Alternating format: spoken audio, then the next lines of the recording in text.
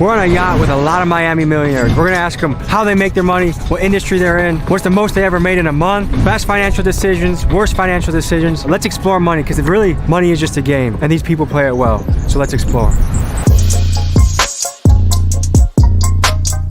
Do you think you can become a billionaire? 100%.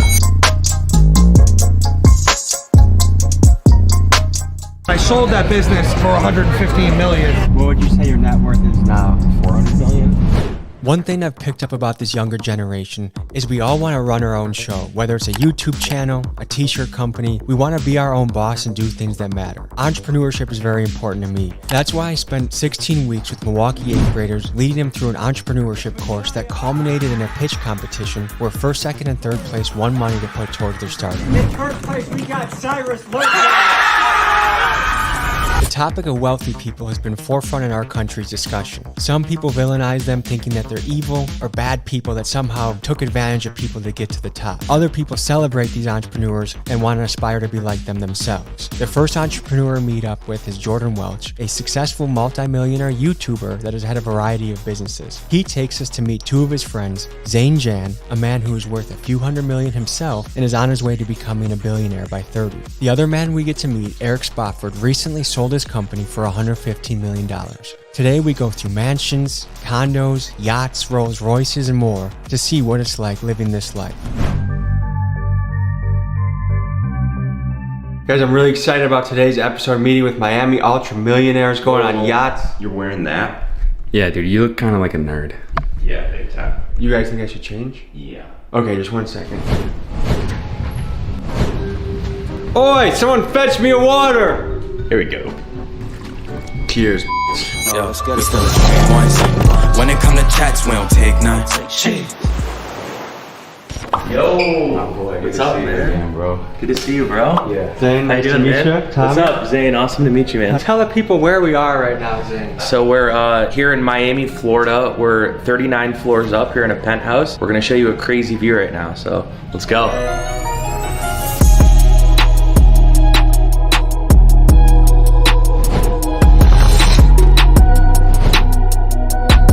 Where I used to grow up, it was like a 500 square foot apartment, and you would open up the window, your view was another brick building. When I first made like my first dollars, it wasn't getting a nice car. The first thing I did was I moved into a high rise with a crazy view, because I was like, to me, that's the most inspiring thing anyone can have. So Zane, tell the people what you do. I'm an entrepreneur. I run many businesses, but my main business is a company called Better Earth Solar. We're a residential solar company. So we put on a solar system, we power up your house, you have all the off-grid capabilities. I went to college, I was there for a year. I dropped out of college, I was like, F this, I'm gonna go sell solar. And what'd you do last month in business? Almost $40 million.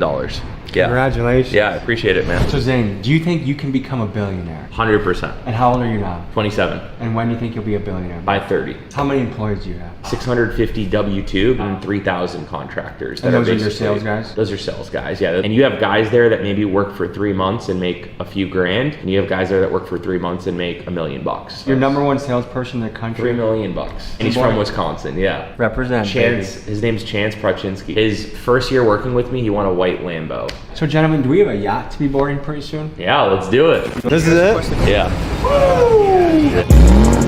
It seems like we're about to hit really tough economic times in this country, and a lot of people feel like creating wealth is out of their reach and they're just destined to be poor or broke or not live an excellent life. Like, what is your mentality on that? The only reason people never get out of a recession, or people get affected by a recession, is because they live a life above their means. They end up putting all of their eggs into a few baskets that don't do good today. You could either look at it as an issue, or you look at it as the greatest opportunity in your life. What would you say your net worth is now? Company-wide, 400 million. Does that feel crazy to say out loud? Yeah, but it's, you know, it's a business, dude.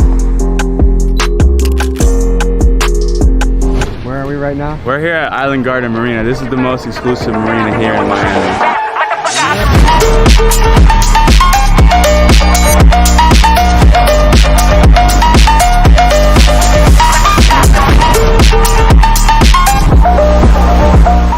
Tell us where we are right now. We're on on my 92-foot yacht called the Bonus Rounds. I have a coaching program for entrepreneurs and business owners. We have about 40 of our members on the boat that have flown in from all around the country. Deals are happening, coaching's happening. I grew up just north of Boston, about 40 minutes north of the city. I started getting involved in drugs and alcohol at a young age. I started smoking pot and selling pot. So far, that's what we have in common with both you and Zane in your entrepreneurial journey. Was selling weed was your first flip.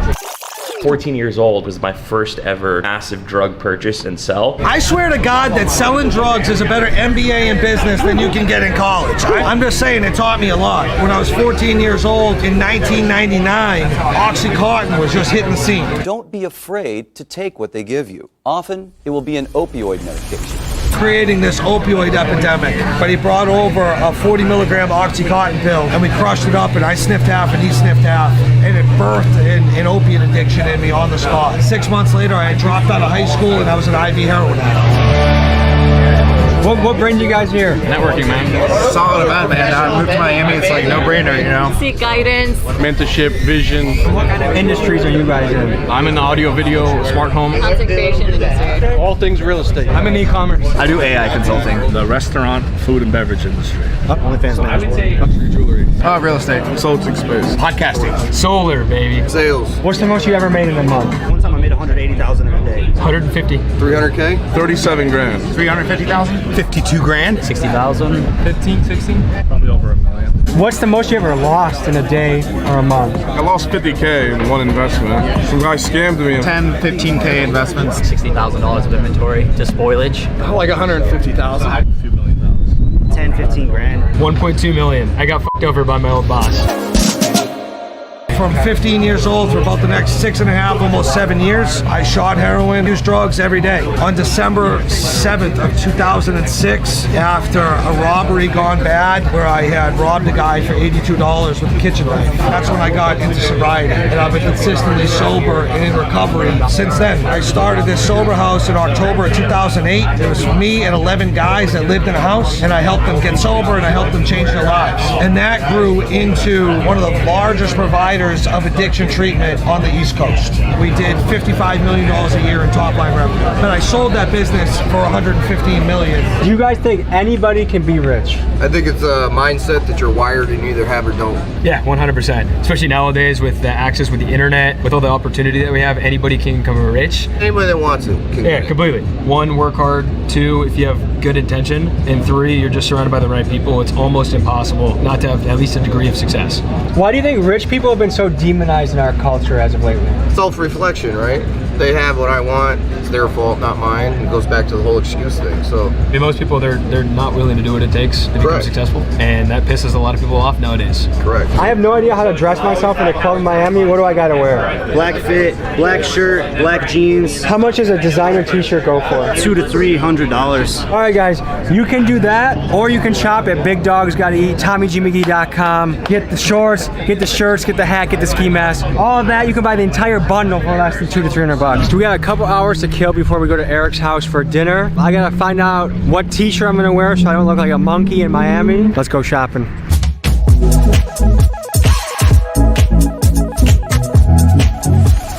I spent $35 on Amazon where I was trying to replicate. What is this? I'm from Milwaukee and I don't know how to dress, and I'm trying to figure out what to wear to a club tonight. How would you rate this fit, 1 out of 10? A strong 8. If you're in Miami, this is the way to go. What about the Crocs? You gotta get rid of the Crocs. Okay. Is it possible on a budget of like $60 to get a shirt here? Is there anything that I can get? Wow. I don't think I have anything that low. I think I gotta go to Zara. 40 bucks, okay. Now we're in the right bracket.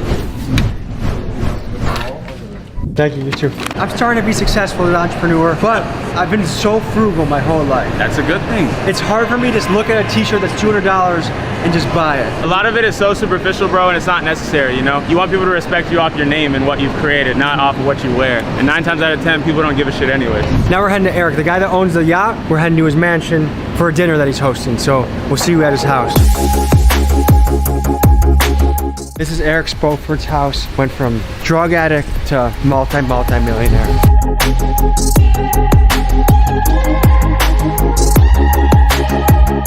I'm gonna ask Eric how much this house costs. What is your guess? 12? I was gonna guess even higher, like 14.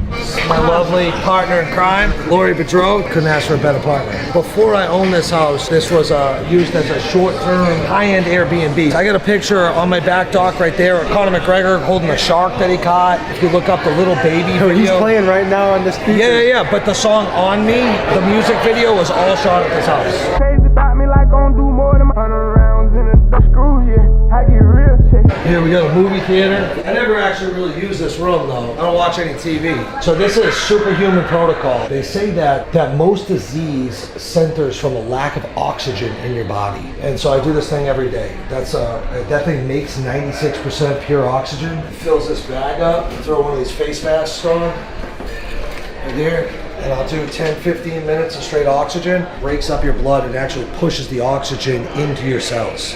Are you still in touch with a lot of people from your family that knew you during your addict days? I really don't have much family. My mom wasn't around and too much when I was growing up and going through all that. It's just me and my dad. It's almost unbelievable, bro. I mean, I was shooting heroin at 15 years old. Pretty much everyone who knew me in my community, friends, family, etc., had written me off as a guy that was either going to die or go to prison, which I should have. Both. 5 overdoses on life support, survived all of them, been stabbed a couple times, been shot at. Made it through somehow. Do you have any photos from back in the day? That's me with a 45 and a bulletproof vest. We're out robbing drug dealers, yeah. What is your advice to people that are in really, really tough situations? How they can change their life and turn it around like you do? I speak out of experience, and so I can only give you guys what worked for me. So I started doing all the things that I didn't want to do and historically hadn't been willing to do. Like the drug dealer trying to break out of the game. When you go and get a fucking honest construction job and you can't ball out of control and spend money like you were doing, you have to be willing to do the shit that you don't want to do and sacrifice and pay that price. I had to put my head down and work. Like I spent 2 years cutting trees down, logging, like barely getting by. Is that where you got some of the startup funding to buy your first piece of real estate? The problem is they want it overnight. Yeah. Dude, I kicked a dope habit on a couch. I didn't sleep for a month. I was puking, pissing, and shitting just to get off the drugs. And then I was walking to jobs and walking to work. My first business, I didn't make any money for years. I lived with those dudes. I moved out of the $550 a month apartment in the projects to move into the sober house to live with 11 men to start this business. And I stayed there for 2 years because I've been doing it for so long. It's like this.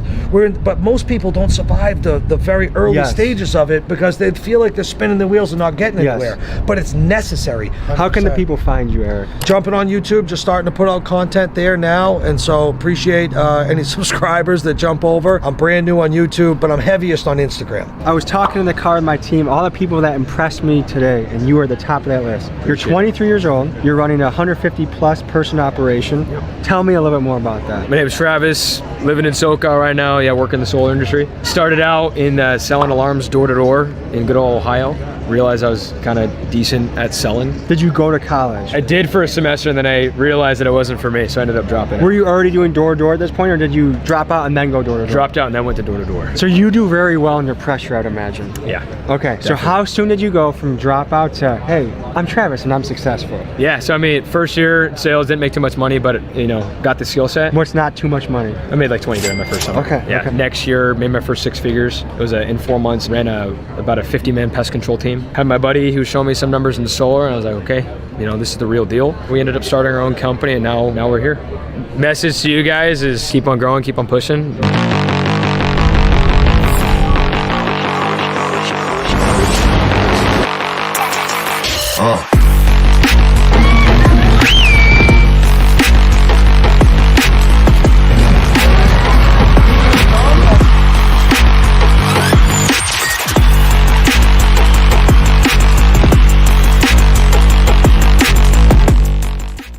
Even if I were to become a billionaire, I don't think I'll ever spend money on bottle service. It was interesting to see people express money in a different way than I've ever seen before.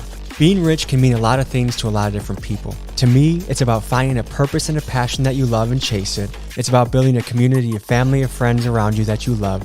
And it's about living a life that you can be happy and proud of. What does being rich mean to you?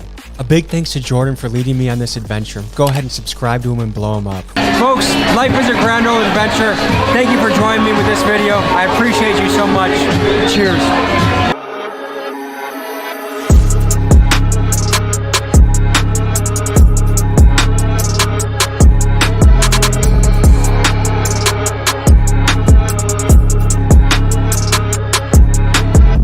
People have been asking for shorts for a long time. We dropped them. They're on the site right now. Get yours while they last. They look like this and this.